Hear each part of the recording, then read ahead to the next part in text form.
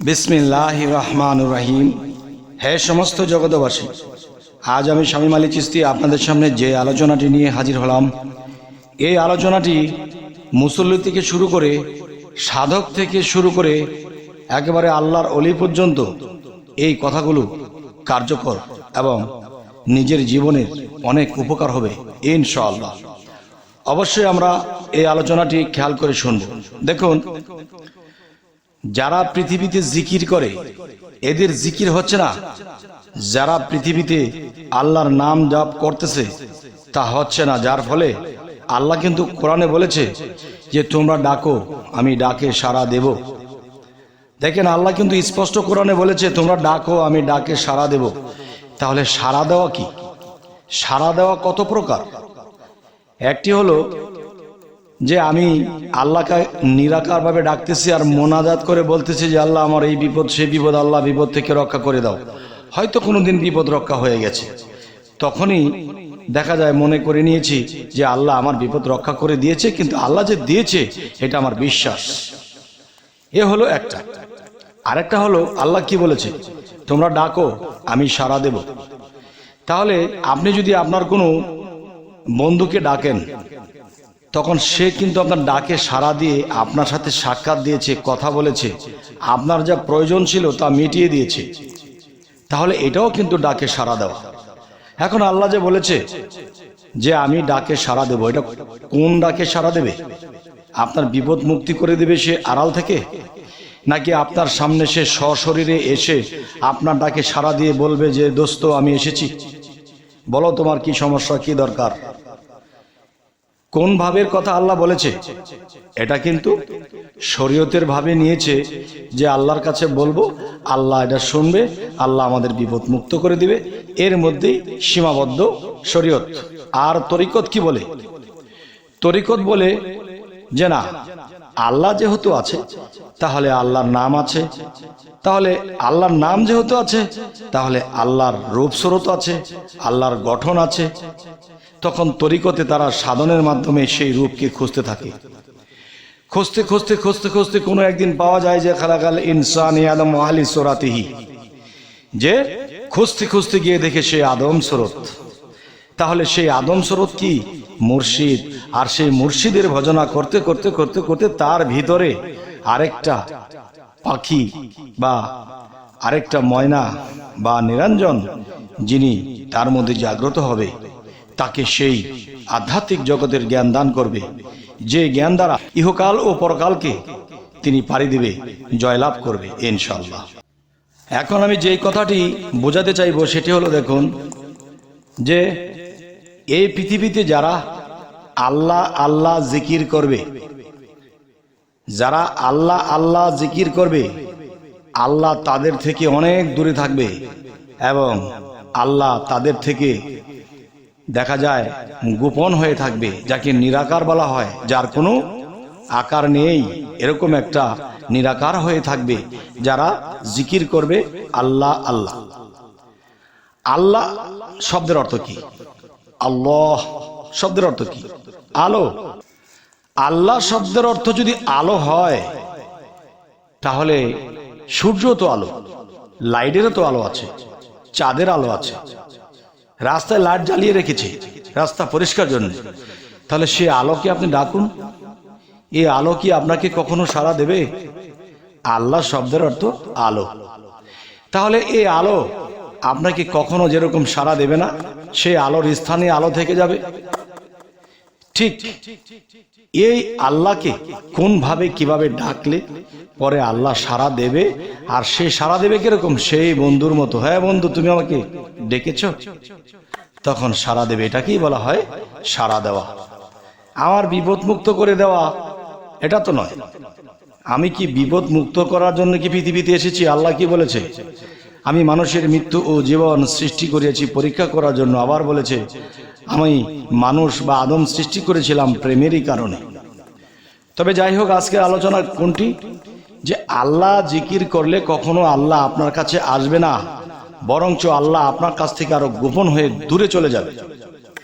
আচ্ছা, তাহলে কি করলে আল্লাহ কাছে আসবে এবং কোন নামটি কিভাবে ডাকলে আল্লাহ আসবে কাছে?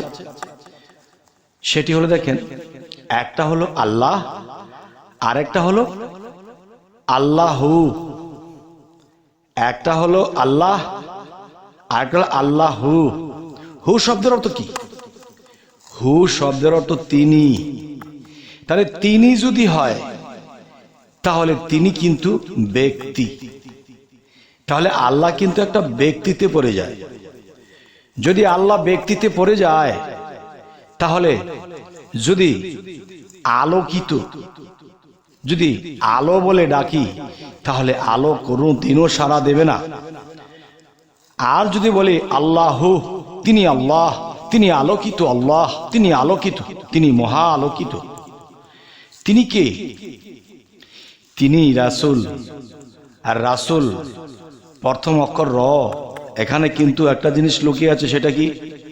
রোশনী, আলো। তাহলে আল্লাহকে যদি আমরা আলো বলে থাকি তাহলে রাসূলও তো আলো। কিন্তু রাসূল আলো হলেও মুহাম্মদ সাল্লাল্লাহু আলাইহি সাল্লামের মধ্যে যখন রাসূল পাওয়ার বাস করে তখন মুহাম্মদ রাসূল আল্লাহ। মুহাম্মদ রাসূল উল্লাহ বলতেছে একজন, মুহাম্মদ রাসূল আল্লাহ। তার মানে মুহাম্মদের মধ্যে রাসূল, রাসূলের মধ্যে আল্লাহ, তিনজনে মিললে এক আল্লাহ। তাই আবার হিন্দু শাস্ত্র একটা কথা বলে থাকে, আল্লাহ নবী, যেমন আমরা বলে থাকি আল্লাহ নবী আদম তিনজনে মিলে একদম। তারাও কিন্তু বলতেছে যে ব্রহ্মা বিষ্ণু শিব তিনে মিলে হয় এক জীব, ব্রহ্ম বিষ্ণু মহেশ্বর তিনে মিলে হয় এক ঈশ্বর। তাহলে আমরা কি বলতেছি? আল্লাহ নবী আদম তিনজনে মিলে হয় একদম। তাহলে আল্লাহ আদম নবী তিনজনে মিলে হয় এক ছবি। তবে এটি যদি হয় আর আমাদের যদি থাকে দাবি যে হে আল্লাহ আমরা কিভাবে তোমাকে ডাকবো, তখন কি বলতে হবে? আল্লাহু। হু শব্দের অর্থ তিনি, আলোকিত তিনি। তিনি কে? তিনি আমার রাসূল। তিনি কে? তিনি আমার মুর্শিদ। কারণ মোহাম্মদ রাসূল যিনি মোহাম্মদ রূপে ছিলেন তিনি আড়াল হয়ে গেছেন। কিন্তু আড়াল হয়ে কোথায় এসেছেন? তাওহীদেরই মুর্শিদ আমার মোহাম্মদের নাম। তিনি মুর্শিদ হয়ে এই পৃথিবীতে এসে গেছে, সুবহানাল্লাহ।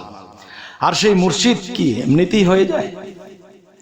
সেই মুর্শিদ জ্বালা যন্ত্রণা অনেক ভোগ করতে করতে করতে করতে সমাজের যন্ত্রণা এবং দেখা যায় সাধনার যন্ত্রণা এবং অর্থনীতির যন্ত্রণা, সংসার ফ্যামিলির যন্ত্রণা, সমস্ত যন্ত্রণা ভেদ করে এরপরে একজন মুর্শিদ বের হয়ে আসে। আর সেই মুর্শিদ সেই ব্যক্তির মধ্যে বিলীন হয়, তখনই সেই ব্যক্তিটি পীর হয়। আর পীর হওয়ার পরেও কি তার জ্বালা যন্ত্রণা দূর হয়? সে নিজের জ্বালা যন্ত্রণা চিন্তা করে না, তিনি শুধু ভক্তের চিন্তা করে তারা কিভাবে ভালো থাকবে, তারা কিভাবে আল্লাহর ইবাদত করবে, তারা পরপারে কিভাবে পার হবে, এই তার চিন্তা। কারো দুর্দশা হলে সেই পীরেরও কষ্ট হয়। তাহলে বোঝা গেল পৃথিবীতে যতদিন দেহ নিয়ে থাকবে এই কষ্ট পেতেই হবে। একটা সময় সাধন জগতে, লাঞ্ছনার জগতে, ঋণের জগতে, সমাজের লাঞ্ছনার জগতে, সাধনার কষ্টের জগতে থেকে তার শেষ হয়নি। আবার পীর স্রোতে আবার তাকে সেই কষ্ট ভোগ করতেই হয়। যাই হোক, হে সমস্ত জগৎবাসী, আজকের এই আলোচনাগুলো আপনাদের সামনে কেন করলাম? ওই যে আল্লাহ বলেছে যে তোমরা ডাকো আমি সাড়া দেব। কিন্তু সাড়া যে দেবে, এখন আলো আলো বলে ডাকছি, আলো তো কখনোই সাড়া দেবে না। যখন আল্লাহু, তিনি আল্লাহ, তিনি আল্লাহ মানে তিনি আলোকিত। তিনি কে? তিনি মুহাম্মদ ছিল। তিনি কে? রাসূল ছিল। তিনি কে? নবী ছিল। তিনি বর্তমান বেলায়েতের যুগে কে? নবুয়ত খতম। এখন যার যার কামেল মুর্শিদ, তার কামেল মুর্শিদকেই তখন কি করতে হবে? আল্লাহু যখন জিকির করব তখন খালাকাল ইনসানি আমার মুর্শিদ রূপেই আল্লাহ। হে সমস্ত জগৎবাসী, আজকে এই আলোচনাগুলো যদি কোনো শরীয়তের লোক শোনে হয়তো তারা ভিতরে ভিতরে খিটখিট করবে, কিন্তু আসলে বুঝতে গেলে কথা এটাই সঠিক। কোরআন দিয়ে, হাদিস দিয়ে, ওলিয়া আউলিয়াদের জীবনী দিয়ে এই আলোচনাগুলোই সঠিক। তবে সামনে আপনাদেরকে আর কি আলোচনা দিতে পারি অবশ্যই জানাবেন। সকলে ভালো থাকবেন। আল্লাহ হাফিজ।